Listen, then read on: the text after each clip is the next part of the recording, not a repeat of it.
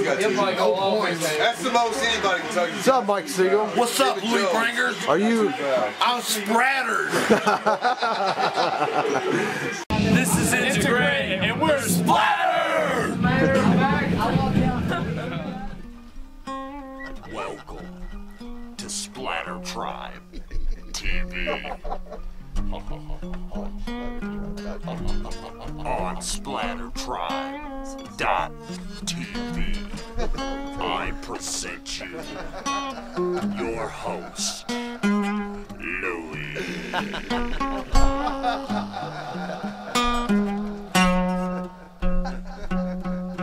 What the hell?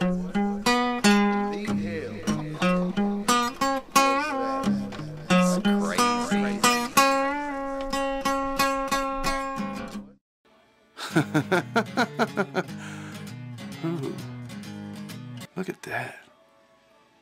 What is that behind you? Do you see that?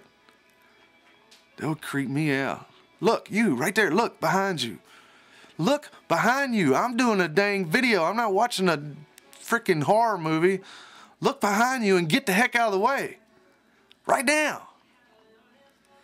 Whatever. I'm going on with the show. All right. Kentucky's Rock Station 107.3, The Point, locals only, and well, the guy who did my locals only showing tonight, Louis. Hey, what's going happening? on? Louis Brangers, local musician, does our SplatterTribe.tv there on the website. If you haven't checked that out, do that. And you've got all sorts of. I still do the intro too, right? Yeah, you still do the intro. That's what I said. I said the guy. Oh, okay, yeah, that's my bad. Multitasking. And yeah, I don't know. He's waving a camera around. I told him, I said, I really don't care about being on camera. That's why I got into radio. I really didn't plan on being on camera. And now there's all the invention of Facebook. Oh, let me take my phone camera out and record you while you're doing Hey, something. now, I got a little bit better than a phone camera here. Yeah, I know. Oh, I'm filming an episode of SplatterTribe TV on SplatterTribe.tv as we speak. Okay. But yeah, speaking of that, the SplatterTribe TV Season 2 begins right after this program ends at 10 p.m. Eastern Time on SplatterTribe.tv. Well, welcome to Season 2. Well, hell freaking low. Welcome to Season 2 of SplatterTribe TV on SplatterTribe.tv. I'm your host, Louie, and we're about to get it rolling once again. You done saw the first 5 episodes from Season 1. Season 2 is going to be even longer. We're going to have a new episode every other Sunday night starting tonight, and then every other Sunday night for here on out.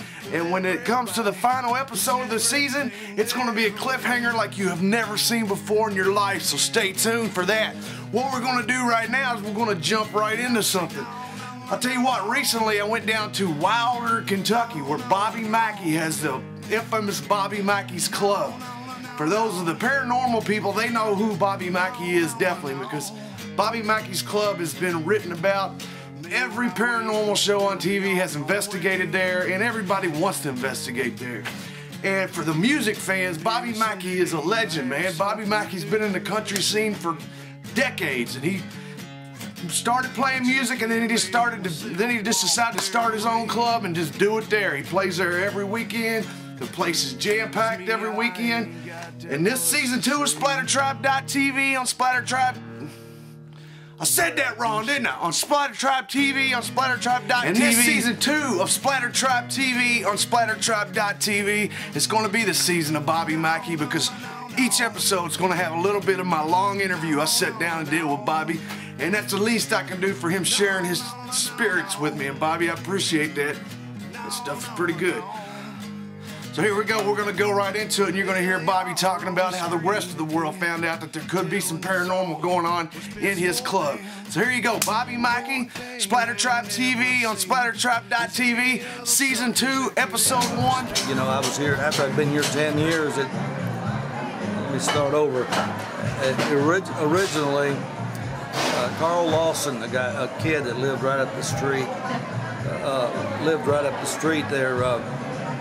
came in when first was trying to get the place open, and you know, was just, I mean, actually just making the decision.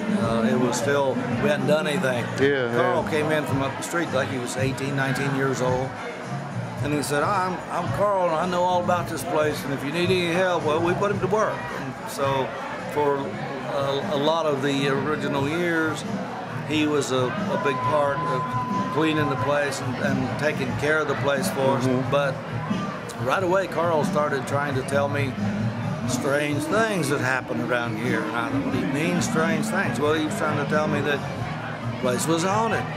And I didn't want to buy that, and in fact, I didn't want people to look at it that way.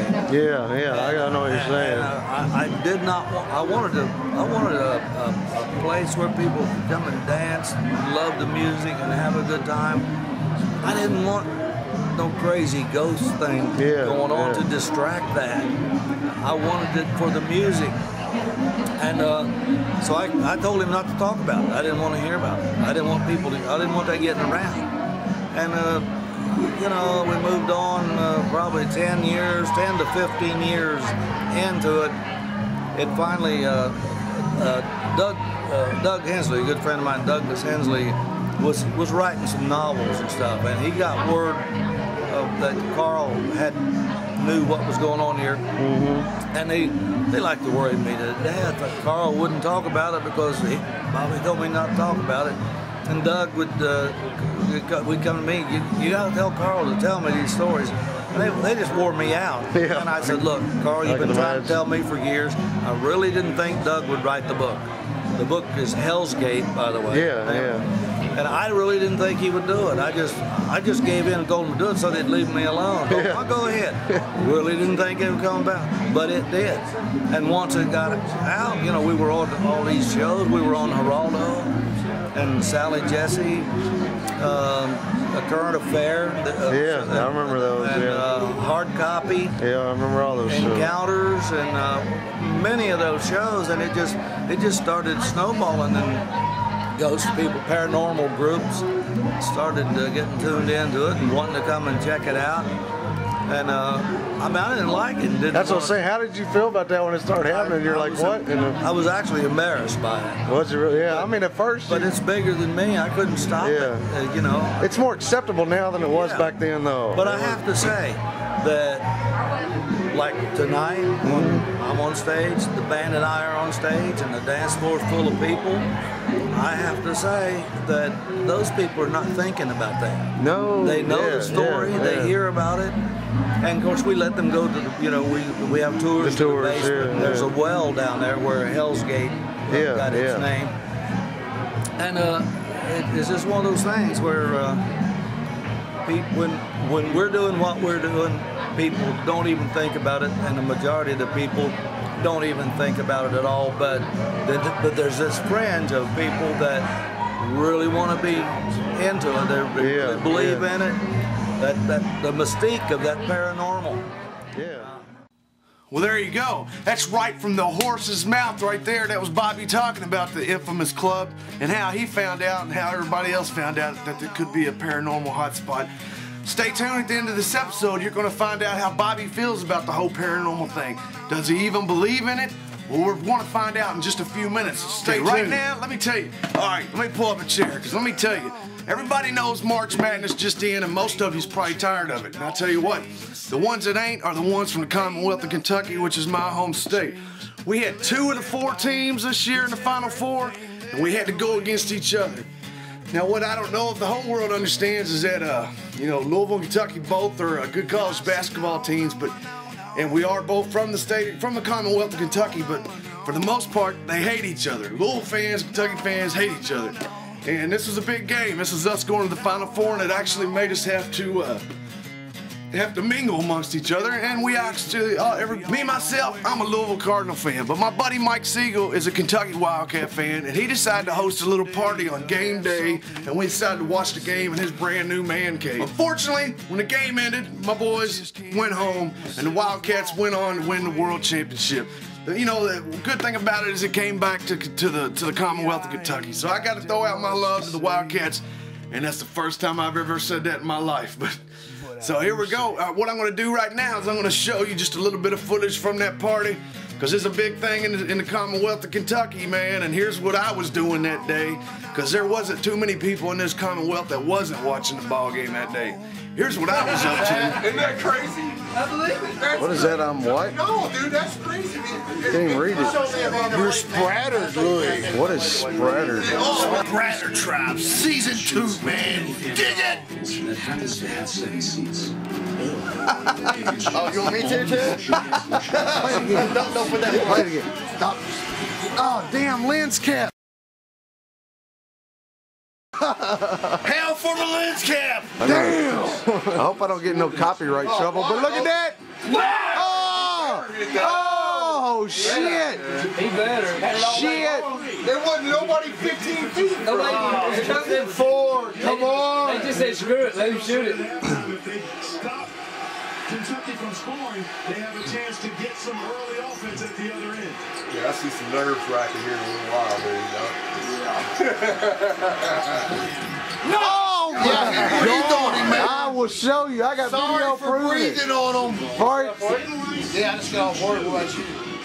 What's going on, man? Sorry he breathed on him. Hey, I got it on video. I'll rewind if I have to. The ball don't lie. The ball don't lie. First free throw shooter we got. So who's got money on? Who you on? Go ahead, Bill. Y'all should. Actually, No, this guy's so bored. I gotta go this way. Don't grab my beard. Hey, don't walk in front of SplatterTribe. Hey, It's SplatterTribe. Hey, say hello to SplatterTribe. You could be on the internet. Yeah. Yeah. Girls going wild. Girls go. What it is? $100 on the Kentucky Louisville game for next season at the Yum Center. 2013. 2013. 2013. Between in this corner we got Mike Siegel. You got tickets to this show? The Mister. The Mister. And on this corner. Mister. And in this corner we got the winner. $100. $100. Right there. Got it? Got Of course, it. like I said, my Cardinals did not make it, and Kentucky went on to win the championship. Well, a couple days ago in my home city of Elizabethtown, Kentucky coach John Calipari paid a little visit, and all those little blue people was out there. And I'm not talking about Smurfs, you know what I'm saying? They were all out there. I went down there to do a little bit of showing my love, just to get a little bit of video footage for this program. Here's a little video footage coming in, and then that's all we're going to talk about this right now. We'll move on to something else.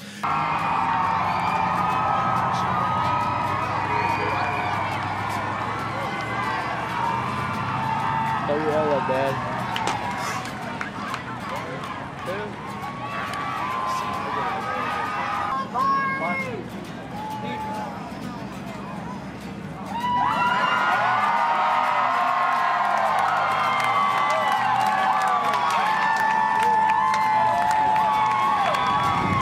But that was a good time. I'd like to thank Mike for having me out, you know, and Gardner. Hey, man, we had a good time there, too. I had a good time all day long. We threw down some brews. We watched some basketball. We ate some good grilled out food. You can't beat that kind of stuff. That's what things are about, you know what I mean? That's what my good time on good weather represent, and that's what it's about. So anyway, we're going to move on to something different. This here, let me explain something.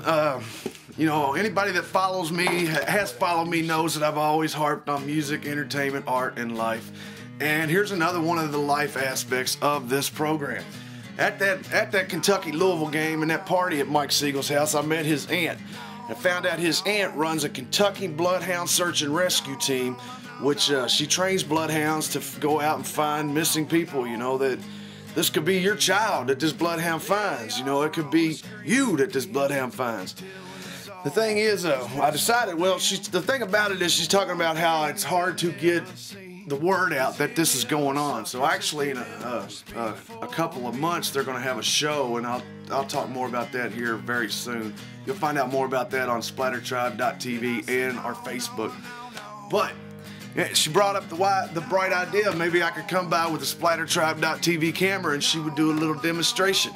I thought that was an excellent thing to do. So me and my boy Andrew went out just a couple days ago at the local Freeman's Lake in our area, and she did a little demonstration with her dog Ruby.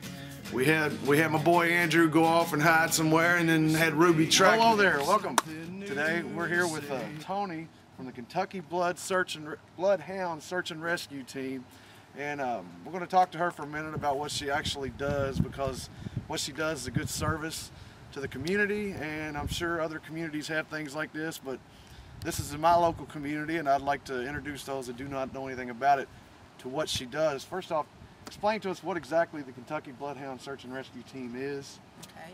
We are a strictly volunteer group based here in Hardin County.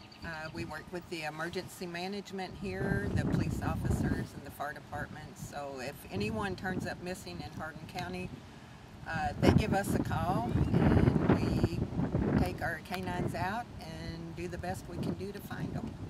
And how long have you all been in operation? Okay, this group has been in probably about 7 years now, and I've been in to search and rescue about 13. How many dogs do you all currently have to do this? Okay, right now we have I think 6 deployable, and we have 2 Parson Terriers out of Louisville that are human remains detection dogs, okay. And the others are bloodhounds.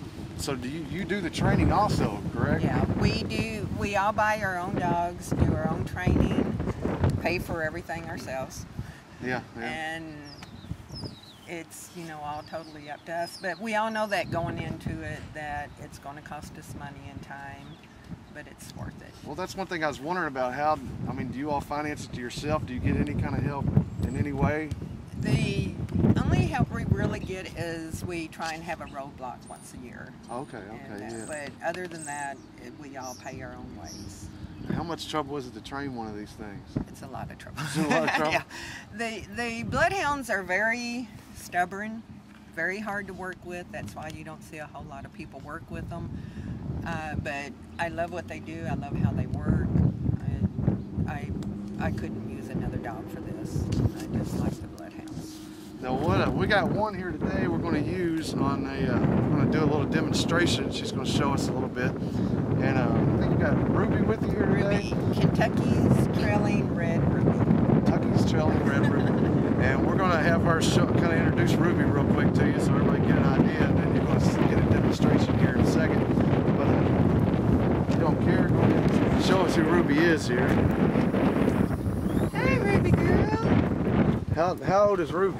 Ruby's 5. Ruby's 5. And she worked her first trail at 6 weeks old. She's already a veteran. Yeah, the day I picked her up, we started training her. Go ahead and introduce yourself for us. Stephanie. And tell us how you got involved with this again. I just wanted to do it. Something I wanted to do for a very long time. Saved up the money, bought a bloodhound, and got hooked up with them. And how long you been working with them? Since 2009. 2009. So you got a little bit of experience with this too, then, right? Just a little. Not nearly as much as they got. Yeah. How hard was it for you to start training these? It was actually very easy. It was very easy. I don't know if everybody would say that probably, but. Well, it's just a matter of getting to know your dog. Yeah. The more time you spend with the dog, the more of a connection you get with them, and the easier it is to. And like you said, they naturally are going to do it. You just got to Right. understand what they're doing. You got to basically. understand what they're doing. Understand They know that. what they're doing. Yeah. At 6 weeks old, we gave mine a scent article and that's went just right what they at it. do. That's wild. He knew what he was doing. Okay, I'm going to cast her around here. Okay.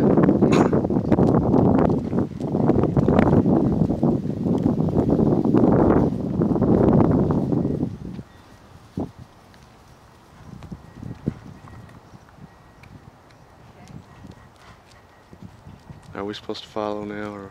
No, she's just Okay, going to do a alright. circle. Basically what she's doing is she's taking a scent inventory. Yeah. She's smelling everything that's in this area. That way when Tony gives her the scent article, she already knows where the track is at because she's smelled already it picked up the when she did the smells. circle. Yeah, I remember watching something that said dogs can. It's just talking about how many different smells they can pick up at one time. Yep. It's crazy.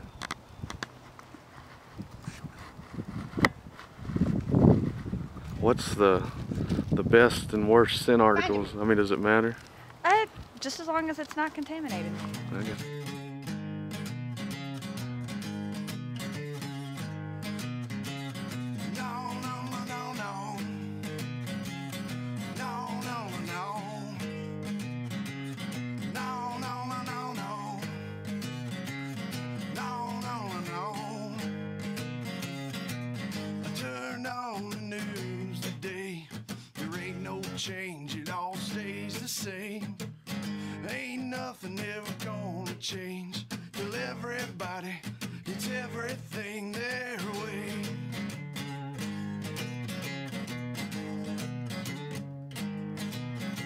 Okay. He's up high. And that takes him a little bit. Yeah. She definitely. Yay! Go girl, Ruby! I think you've been spotted, Andrew. Look at it. Good job, Ruby! Come get him! Come get him! Okay. She said, yeah. That is wild. Yay! Go girl! Like it, you know, that's a pretty cool dog, Ruby, right there. That dog right there might find you or your child one day if you're in this area, and it's a really good thing. I support those that support people. I support those that help people, and I help those that help people, and that goes for the animal world too. The only problem I had against Ruby is for some reason every time I was next to her, she was always smelling on my pockets. So I don't exactly know when you're watching this. If you're watching it as soon as I posted it, then you're watching it on April 14th at 10 p.m. Eastern Time. But if you're not, then just listen anyway. Because last night, 107.3 The Point, which is the radio station that I don't work for them, but I work with them on a lot of things. 107.3 The Point and Tim Hella Wicked Hicks Productions put on a tornado benefit show for the West Liberty, Kentucky people that was affected by the tornadoes last month. And all proceeds went to it. It was just donation. Every band there donated their time. Everybody there donated their time. And all the proceeds went to help the victims of the tornado. And it was a good time. And there was 3 bands that came out. We had, the first band was Tree Meets Sky. Then we had Tree Meets Sky. And then we had Masquerade. And then we had Chaos and Reason. And you're going to be hearing more about Masquerade and Chaos and Reason soon in the next upcoming episode. But on this episode, we're going to focus on Tree Meets Sky. Or, I guess, Beer Meets Ground. Depends on how much they're drinking at a time. But anyway, what I'm going to play right now, this is a live clip from that show last night. This is Tree Meets Sky doing their song, Enemy.